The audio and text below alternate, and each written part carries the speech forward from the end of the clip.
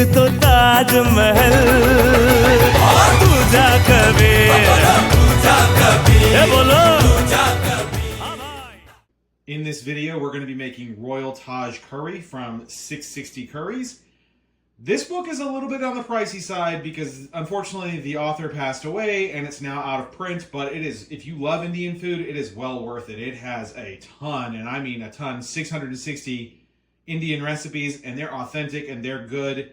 A lot of them have very interesting stories. This is a Paneer curry, which Paneer is a type of cheese that's common in Indian cuisine. And it's not some sort of historic royal historical curry, but it is from the Taj View Hotel in Agra, which is where the Taj Mahal is. Side note, highly recommends traveling to go see the Taj Mahal if you're in India. There's a reason it's one of the 7 wonders of the world. It is absolutely stunning and an experience that I certainly will never forget.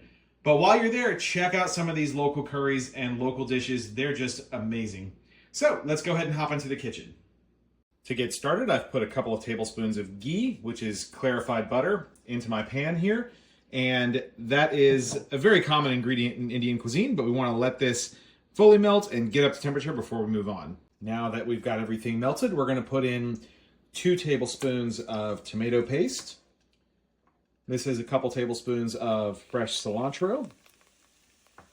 This is 10 to 12, in my case it's 12 fresh curry leaves. 4 green Thai chili peppers. And this is paneer, which is an Indian cheese that's very common in their cuisine.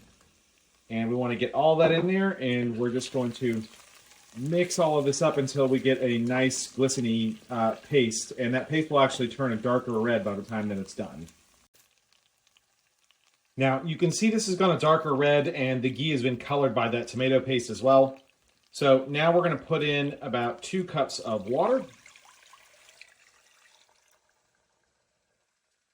And we're going to scrape the bottom of that pan to deglaze any bits that are down there.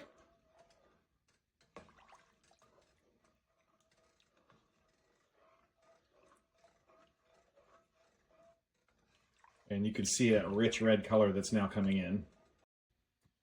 Now I've got a pound of cubed and peeled russet potatoes. Those are going to go in. And then 1.5 teaspoons of kosher salt. And we're going to get all this mixed up, and now we're going to bring this mixture to a boil. Now that we have the curry at a boil, we're going to go ahead and turn it down to medium-low, and we're going to cover this and let it simmer for about 20 minutes. So the curry has been cooking for about 20 minutes now. And you can see it's thickened up quite a bit from those russet potatoes, which have a lot of starch in them. So now we're going to put in 1/2 cup of half and half. And get that mixed in.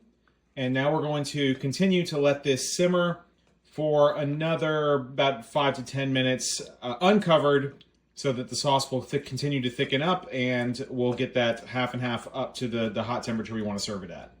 All right, this is ready to plate up.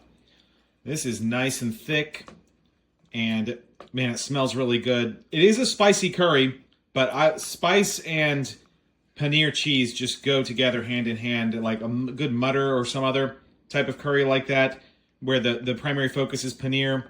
That spicy chili really goes well. So, all right, we're going to go ahead and get this plated up. And here we go. You want to serve this with some basmati or jasmine rice. I'm going to go ahead and put just a little bit of cilantro over the top just to give it that nice colorful finish. And look at that. This is a really hearty, easy, and vegetarian, it's not vegan, but it is vegetarian meal that you can make on a weeknight. You can feed a lot of people, especially if they love spicy Indian food. It's February here, so it's nice and cold, and this is just the perfect hit on a cold evening.